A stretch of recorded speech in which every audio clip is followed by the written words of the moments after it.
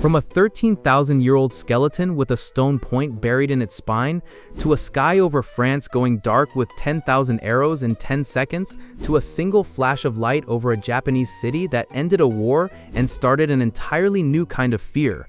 This is the evolution of war, explained. And by the end of this video, you'll understand exactly how humanity went from throwing rocks to holding the power to erase itself. Why every leap in that story came from the same terrifyingly simple impulse, and why the closest we ever came to the end of the world came down to one man in a submarine doing absolutely nothing. Let's start at the bottom of a riverbank in what is now Sudan. Archaeologists call the site Jebel Sahaba. It's a cemetery, except the bodies buried there, some more than 13,000 years old, aren't just dead, they're murdered. Stone projectile points are lodged in ribs, skulls, spines. Some victims were shot multiple times, from multiple angles, by multiple people. This isn't an accident. This isn't one guy losing a fight over a woman or a fish trap. This is organized. This is coordinated. This is, as far as we can tell, one of the oldest pieces of evidence we have that human beings figured out how to kill each other in groups, on purpose, systematically. And here's the uncomfortable part. We didn't need cities for that. We didn't need kings or religion or economics. All we needed was scarcity, not enough food, not enough land, not enough water, and a group of people willing to organize violence to get more of it. Basically, war didn't wait for civilization to show up. War helped build it. Think about it like this. Imagine two neighborhood gangs fighting over the last food truck in town, except the food truck is a river valley with fish, and the gang is your entire genetic future. That's the Stone Age. Nobody was doing this for glory. They were doing it so their kids didn't starve. But here's where it gets interesting. Because for tens of thousands of years after Jebel Sahaba, war stayed messy. Small raids, ambushes, a club to the head in the dark. There was no formation, no chain of command, no discipline. Just chaos with sharp edges. That was about to change completely. Look at Egypt and Assyria a few thousand years later. War was no longer just raiding parties settling scores over a river. It was becoming a state industry. The Egyptians built entire divisions of two-man chariots, one man driving, one man firing arrows, turning the battlefield into something closer to a mobile firing line than a brawl. The Assyrians went even further. They built the first real professional standing army in history. Soldiers who trained year-round, engineers who built siege towers and battering rams specifically designed to break city walls, and a reputation so brutal that entire cities would simply surrender the moment an Assyrian army appeared on the horizon, just to avoid what came next. That's the first real shift from war as an event to war as a system. A permanent department of a permanent state, with its own budget, its own supply chains, its own bureaucracy. Once war became something a government could plan for instead of something that just happened to you, everything about its scale changed. Somewhere around 2,500 years ago, in Greece, a group of farmers figured out something that would reshape warfare forever. If you stand shoulder to shoulder, shields overlapping, spears pointed forward, you stop being a mob of scared individuals and become one single, terrifying machine. They called it the phalanx. And it worked so well that a wall of ordinary citizen soldiers could stand toe-to-toe against professional warriors and win, purely because nobody in that wall was allowed to run. That's the first real leap in the evolution of war. Discipline, organization. The idea that 10,000 men acting as one is deadlier than 10,000 men acting as themselves. Rome took that idea and industrialized it. Legions, standardized gear, engineering. Roads built specifically so armies could move faster than anyone else's. Rome didn't just fight wars. Rome built a system for producing wars over and over for 600 years. But even Rome's war machine ran on human muscle, swords, spears, horses. That was about to hit a wall. Fast forward to October 1415, on a muddy field in northern France. English longbowmen, thousands of them, commoners, not knights, drew back and released a volley so dense that French chroniclers said it blotted out the sun. At Crécy, decades earlier, that same weapon had already proven something nobles didn't want to believe. A peasant with a $200 a year piece of yew wood could kill a knight who'd spend a fortune on armor from 200 yards away without ever touching him. That's the second leap: range. War stopped being about who was strongest up close. It became about who could kill you before you got close at all. And once that idea existed, there was no putting it back in the box. Every civilization that came after Cressy asked the same question: how do we kill the enemy before he ever lays a hand on us? The Mongols answered it with the composite bow and horses bred for speed, building an empire that stretched from Korea to Hungary almost entirely on the back of that one advantage. The Ottomans answered it with siege cannons so massive it took 60 oxen just to drag one into position, and used them to blast open the walls of Constantinople, a city that had stood untouched for over 1,000 years. Notice the pattern. It's never really about bravery anymore. It's about distance. But before gunpowder took over completely, one more idea reshaped war just as much as any weapon ever did: numbers. In 1793, facing invasion from every major power in Europe, revolutionary France did something no nation had ever done at that scale. It declared the levée en masse. Essentially, every unmarried man of fighting age was now property of the war effort. Almost overnight, France fielded an army of hundreds of thousands of men, something no king with a professional, expensively trained army could match. A young artillery officer named Napoleon Bonaparte figured out how to actually use that mass of soldiers, moving huge armies faster than anyone thought possible, living of the land instead of slow supply trains, and combining infantry, cavalry, and artillery like pieces on a chessboard instead of separate tools. For a decade, it made him nearly unstoppable. He redrew the map of Europe more times than most kings redrew it in a lifetime. But numbers cut both ways. When Napoleon invaded Russia in 1812 with roughly 600,000 men, he marched into a country that simply refused to fight him directly, burning its own cities, retreating for hundreds of miles, and letting winter do what no army could. Fewer than 100,000 of Napoleon's men made it back out of Russia. The same mass army system that made him unstoppable made his collapse unstoppable too. And then gunpowder showed up and made the longbow look adorable. By the 1300s, cannons were cracking open castle walls that had stood for centuries in an afternoon. By the 1800s, rifled muskets could hit a man from 300 yards. And then, this is the part that changes everything. The Industrial Revolution got involved. Suddenly, you didn't need a skilled archer training since childhood. You needed a factory. The machine gun, invented in the late 1800s, could fire hundreds of rounds a minute. No skill required. Just point and hold the trigger. Nobody understood yet what that meant. They were about to find out in the worst possible way. In World War I, generals sent men walking, in straight lines, across open fields, into machine gun nests, the exact same tactic that had worked for 1,000 years of warfare. Except now the math had changed. On the first day of the Battle of the Somme in 1916, the British Army suffered roughly 57,000 casualties in one day. That's not a battle. That's an entire city disappearing before lunch. Big mistake. Nobody saw it coming, and by the time they did, it was too late for hundreds of thousands of men. By the end of the war, both sides were living in trenches, sometimes less than 100 yards apart, surrounded by barbed wire, mud, rats, and gas. Chlorine gas, then phosgene, then mustard gas. Invisible weapons that could kill a man slowly, blind him, or burn his lungs from the inside, drifting wherever the wind decided to take it. Soldiers on both sides were teenagers, mostly. Boys who'd never left their hometowns, now living underground in a landscape that looked like the surface of the moon. War had officially outgrown the human body's ability to survive it.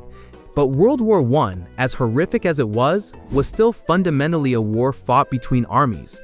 The next war would erase that distinction completely. World War II brought strategic bombing, entire cities targeted specifically, deliberately, because breaking a nation's factories and its will to fight meant breaking its people too. Civilians were no longer collateral damage.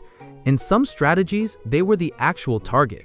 Dresden, Tokyo, London during the Blitz. This was total war. The idea that every factory worker, every farmer, every child was now, in some sense, part of the battlefield. And that idea, once it existed, made one final leap almost inevitable. Now, let's slow down. Because to understand the next leap, the biggest one in the entire story, you need to meet one specific human being. His name was J. Robert Oppenheimer, a physicist. Brilliant, restless, a man who read Sanskrit poetry for fun and switched between 6 languages depending on his mood. Not exactly the profile of someone you'd expect to build the most destructive weapon in human history. But in 1942, the US government put him in charge of exactly that, the Manhattan Project. Thousands of scientists, engineers, and workers, hidden in the New Mexico desert, racing to build an atomic bomb before Nazi Germany could. Oppenheimer wasn't a soldier, and he wasn't a politician. He was, by most accounts, a chain-smoking, underweight academic who was more comfortable discussing philosophy than giving orders. And yet he turned out to be exactly the right person to run the most secretive, highest-stakes engineering project in human history. Part scientist, part psychologist, holding together a team of brilliant, exhausted, terrified people who all understood, better than anyone on Earth, exactly what they were building. That's the irony worth sitting with. The man best suited to build humanity's most destructive weapon wasn't a warrior, he was a poet with a physics degree. Here's Oppenheimer's contradiction, the thing that makes him unforgettable. He believed in this weapon, he wanted it to work, and on July 16, 1945, when the first test detonation lit up the desert brighter than the sun, he felt something close to triumph. But within hours, that triumph started curdling into horror. He later said the detonation brought to mind a line from Hindu scripture about becoming death, the destroyer of worlds. This was a man watching the thing he'd spent 3 years perfecting and realizing, almost in real time, that he'd just changed what it meant to be human, forever. 3 weeks later, that weapon was used on a city full of people who had no idea what was coming. August 6, 1945, Hiroshima, Japan. 8:15 in the morning. People were walking to work. Streetcars were running. A city of over 300,000 people was simply living its Monday. And then, 43 seconds after a single bomb was released from a single plane, the sky over Hiroshima turned white. An estimated 70,000 people were killed instantly. Tens of thousands more would die in the following months from burns and radiation. One bomb, one plane, one city, gone, in less time than it takes to boil an egg. This is the moment the entire story had been building towards since Jebel Sahaba. For 13,000 years, war had been getting faster, deadlier, and more efficient. Sharper spears, longer bows, bigger guns, better factories. But it had always required more people, more effort, more time to kill more people. Hiroshima broke that rule completely. Now one device, built by one team, dropped by one plane, could do what used to take an entire army, an entire war to accomplish. World War II, the conflict this weapon helped end, remains the deadliest war in human history. An estimated 70 to 85 million people died, roughly 3% of the entire global population at the time. War had finally caught up to something science fiction had only imagined, the ability to end not just a battle, not just a war, but potentially everything. Here's the twist. Here's the part that should genuinely unsettle you. 17 years after Hiroshima, in October 1962, the world came closer to full nuclear war than at any point before or since, the Cuban Missile Crisis. American ships had cornered a Soviet submarine, B-59, in the waters near Cuba and were dropping depth charges to force it to surface. The submarine crew, cut off from radio contact for days, had no idea if World War III had already started up on the surface. The submarine was carrying a nuclear torpedo. Soviet protocol allowed the captain to launch it if the officers on board unanimously agreed the situation called for it. The captain wanted to fire. The political officer agreed. Under standard procedure, that would have been enough. But on this particular submarine, thanks to Archipov's rank, a launch required all 3 senior officers to say yes. One man said no. His name was Vasily Archipov. He was a Soviet naval officer, and he alone stood between his crewmates' panic and a nuclear torpedo detonating against an American ship in the middle of the most dangerous standoff of the entire Cold War. He talked his captain down. The submarine surfaced instead of firing. World War III didn't happen. And here's the part that should really sit with you. Almost nobody knew this story existed until it was declassified in 2002, 40 years later. The man who arguably saved billions of lives didn't get a monument. He didn't get a movie for decades. He just went home. Rest easy, sir. You earned it. But here's the thing about the nuclear age. It didn't actually stop war. It just changed where war happened. Because the two superpowers that could annihilate each other directly knew they never could, they started fighting everywhere else instead. Korea, Vietnam, Angola, Afghanistan. These weren't small wars. Vietnam alone killed an estimated 1 to 3 million people over 2 decades, fought with helicopters, napalm, and jungle warfare tactics that no European battlefield had ever prepared anyone for. It was a war between two ideologies, fought almost entirely with other countries' soil and other countries' sons. This is the twist within the twist.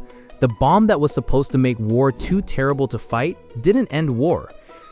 It just made the people holding the biggest weapons too scared to use them on each other, and pushed the fighting down onto everyone else instead.